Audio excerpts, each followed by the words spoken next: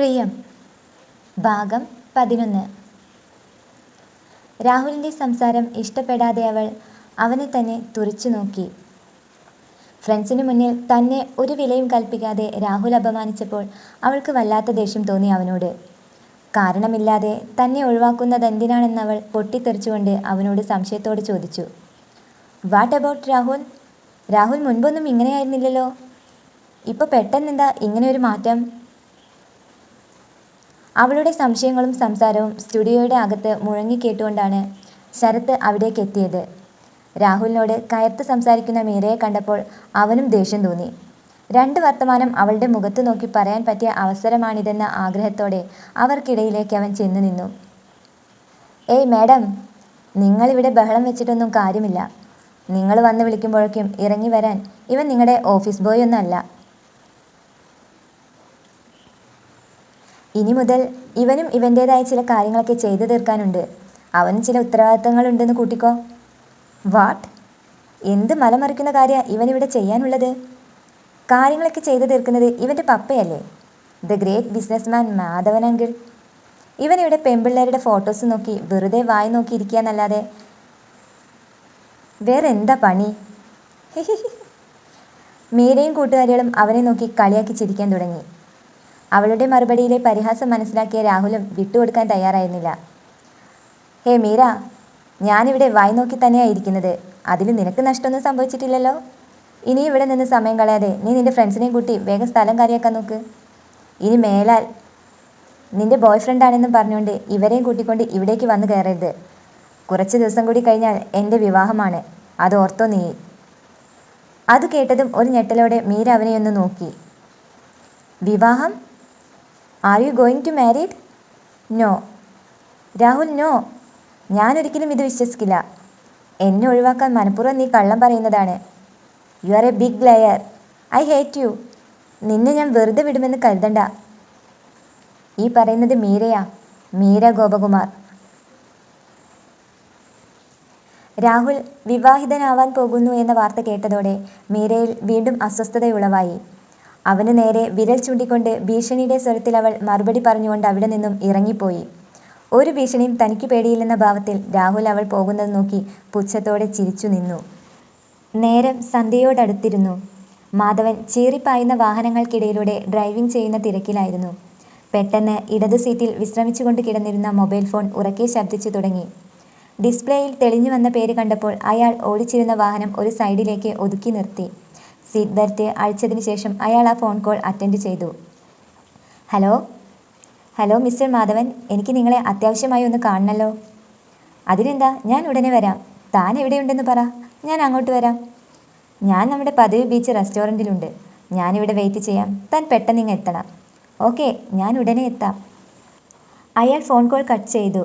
Seat belt വീണ്ടും ശരീരത്തിൽ ഘടിപ്പിച്ച ശേഷം കാറിൻ്റെ സ്റ്റിയറിംഗ് വീൽ തിരിച്ചു. കുറഞ്ഞ സമയത്തിനുള്ളിൽ മാധവൻ്റെ വാഹനം ബീച്ച് റെസ്റ്റോറൻറ്റിന് മുൻപിലേക്ക് ചെന്നു നിന്നു. അല്പം ധൃതിയോടെ അയാൾ കാറിൽ നിന്നും ഇറങ്ങി അവിടേക്ക് നടന്നു നീങ്ങി. അലയടിച്ചു വരുന്ന കടൽ തിരമാലകളെയും നോക്കി റെസ്റ്റോറൻറ്റിൽ നിന്നും അല്പം മാറി ഒഴിഞ്ഞു കിടക്കുന്ന ബെഞ്ചിൽ സ്ഥാനമുറപ്പിച്ചുകൊണ്ട് തൻ്റെ വരവും കാത്തിരിക്കുന്ന ഗോപകുമാറിൻ്റെ അരികിലേക്ക് അയാൾ നടന്നെത്തി. ഇളം വെയിലിൻ്റെ നാളത്തിൽ തൻ്റെ മുൻപിലേക്ക് വന്നു പതിച്ച മാധവൻ്റെ നിഴലിനെ നോക്കി അയാൾ ചോദിച്ചു. Welcome mister Madhavan, welcome. Madhavan അയാളുടെ നേർക്ക് അഭിമുഖമായി വന്നു നിന്നു. എന്തിനാ താൻ അത്യാവശ്യമായി കാണണമെന്ന് പറഞ്ഞത്? Anything problem? യെസ്. അയാൾ ബെഞ്ചിൽ നിന്നും എഴുന്നേറ്റു. കടലിലെ തിരമാലകളുടെ ആർത്തിരമ്പലിലേക്ക് ദൃഷ്ടി പതിപ്പിച്ചുകൊണ്ടയാൾ ഏതോ ചിന്തയിൽ മുഴുകിയ പോലെ മൗനമായി നിന്നു. കുറച്ചു നേരത്തിന് ശേഷം മാധവൻ്റെ ഉത്കണ്ഠയെ ഭേദിച്ചുകൊണ്ട് അയാൾ വീണ്ടും സംസാരിക്കാൻ തുടങ്ങി. മീരയും രാഹുലും തമ്മിലുള്ള വിവാഹത്തെ സംബന്ധിച്ച വിവരങ്ങളായിരുന്നു അയാൾ അറിയാൻ ആഗ്രഹിച്ചിരുന്നത്. അപ്രതീക്ഷിതമായ ആ ചോദ്യത്തിന് മറുപടി പറയാൻ മാധവൻ അല്പം താമസിച്ചുവെങ്കിലും ഇതെല്ലാം നമ്മൾ മുൻപേ പറഞ്ഞുറപ്പിച്ച കാര്യങ്ങളല്ലേ എന്ന നിലയിൽ അയാളുമായി സൗഹൃദ സംഭാഷണത്തിലേർപ്പെടാൻ മാധവൻ ശ്രമിക്കുകയായിരുന്നു. അപ്പോഴും മനസ്സ് കലുഷിതമായി തന്നെ തുടർന്നു പോകുന്നത് പോലെ അയാൾക്ക് തോന്നി. ആ മറുപടിയിൽ ഒട്ടും തൃപ്തി വരാതെ അയാൾ മുഖം തിരിച്ചു നിന്നു.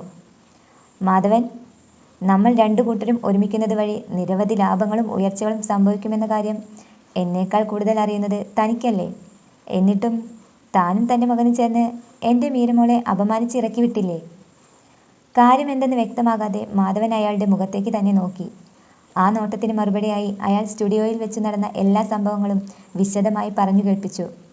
രാഹുലിൻ്റെ ഭാഗത്തു നിന്നുണ്ടായ പെരുമാറ്റത്തിന് ക്ഷമ ചോദിച്ചുകൊണ്ടായിരുന്നു പിന്നീട് മാധവൻ തുടക്കം കുറിച്ചത്. കേട്ട കാര്യങ്ങൾ മുഴുവനും സത്യമല്ലെന്ന രീതിയിൽ മാധവൻ കാര്യങ്ങളെ വേണ്ട വിധത്തിൽ ബോധ്യപ്പെടുത്താനുള്ള ശ്രമങ്ങൾ തുടങ്ങി. കടലിലെ ഉപ്പുവെള്ളം കൈകളിൽ കോരിയെടുത്തുകൊണ്ട് അയാളൊന്ന് പുഞ്ചിരിച്ചു. വെള്ളത്തെ കൈക്കുമ്പിളിൽ ചേർത്ത് പിടിച്ചുകൊണ്ട് അയാൾ പറഞ്ഞു, താൻ കേട്ട കാര്യങ്ങൾ പകുതി മാത്രമേ ശരിയുള്ളൂ മിസ്റ്റർ ഗോപകുമാർ. എൻ്റെ മകൻ എന്നിൽ നിന്നും ഇതാ ഈ കൈക്കുമ്പിളിൽ നിറച്ചു വെച്ചിരിക്കുന്ന വെള്ളത്തെപ്പോലെ താഴേക്ക് ഉതിർന്നു പോകാതിരിക്കാനായി ഞാൻ കെട്ടിനിർത്തിയ ഒരു മാന്ത്രിക പാളി മാത്രമാണ് ഈ വിവാഹം എന്ന കർമ്മം. കൈക്കുമ്പിളിലെ വെള്ളം അയാൾ താഴേക്ക് പതിപ്പിച്ചു. നിറഞ്ഞ ചിരിയോടെ അയാളെ നോക്കി. മാധവൻ്റെ തീരുമാനത്തിൽ വ്യക്തത വരാതെ അയാൾ സംശയത്തോടെ വീണ്ടും അയാളുടെ മുഖത്തേക്ക് നോക്കി. താൻ കാര്യം തെളിച്ചു പറയൂ. എന്താ തൻ്റെ പ്ലാൻ? എൻ്റെ മകളുടെ ജീവിതം വെച്ചുകൊണ്ട് ഒരു ഗെയിമും നടത്താൻ ഞാൻ സമ്മതിക്കില്ല മിസ്റ്റർ. ആ മറുപടിയിൽ അല്പം നീരസമുണ്ടെന്ന് മനസ്സിലാക്കിയ അയാൾ ഗോപകുമാറിനെ ചേർത്ത് പിടിച്ചുകൊണ്ട് പറഞ്ഞു, നെവർ ഗോപൻ. മീരമോളെ ഞാൻ ഇതിലേക്ക് ഒരിക്കലും വലിച്ചിടില്ലടോ. നമ്മൾ നിശ്ചയിച്ചതുപോലെ എൻ്റെ മകൻ മീരമോളെ തന്നെ വിവാഹം കഴിക്കും. തനിക്കറിയില്ലേ എൻ്റെ മകൻ്റെ സ്വഭാവം? അവൻ ഒരിക്കലും പണത്തിൻ്റെയും ആഡംബരത്തിൻ്റെയും പിറകെ പോകുന്നവനല്ല. ഞാൻ സമ്പാദിച്ചതിൽ നിന്നൊന്നും രാഹുൽ അവൻ്റെ ആവശ്യങ്ങൾക്കായി ചെലവഴിക്കാറുമില്ല. സ്വന്തമായി അധ്വാനിക്കുന്നതിനോടാണ് അവൻ എന്നും താല്പര്യം. ഫോട്ടോഗ്രാഫിയിൽ അവന് ബിരുദമാണെന്ന് തനിക്കറിയാലോ. അവൻ്റെ ആഗ്രഹമായിരുന്നു സ്വന്തമായൊരു സ്റ്റുഡിയോ ഉണ്ടാക്കിയെടുക്കുക എന്നത്. എന്നെപ്പോലൊരു ബിസിനസ്മാൻ്റെ മകന് ഒരിക്കലും അതിൻ്റെ ആവശ്യമില്ല. എന്നാലും അവൻ്റെ താല്പര്യത്തിന് ഞാൻ കൂട്ടുനിന്നത് എൻ്റെ മകൻ എന്നിൽ നിന്നും ഒരിക്കലും അകന്നു പോകരുതെന്ന് കരുതിയാണ്.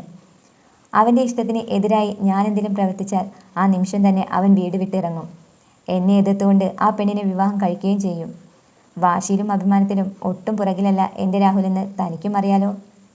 ഈ വിവാഹവും അങ്ങനെ തന്നെ. അവൻ്റെ ഇഷ്ടത്തെ ഞാൻ സാധിപ്പിച്ചു കൊടുക്കുന്നുവെന്ന് അവനെ ബോധ്യപ്പെടുത്തണം. അതിനുശേഷം അവളെ ഞാൻ അവൻ്റെ ജീവിതത്തിൽ നിന്നും ഒരു കറിവേപ്പില പോലെ എടുത്തു മാറ്റി കളയും. അയാൾ ആവേശത്തോടെ ഉറക്കെ ഉറക്കെ പൊട്ടിച്ചിരിച്ചു. എല്ലാം മനസ്സിലാക്കിയ ഗോപകുമാറും അയാൾക്കൊപ്പം ചേർന്നുകൊണ്ട് ഉറക്കെ പൊട്ടിച്ചിരിക്കാൻ തുടങ്ങി.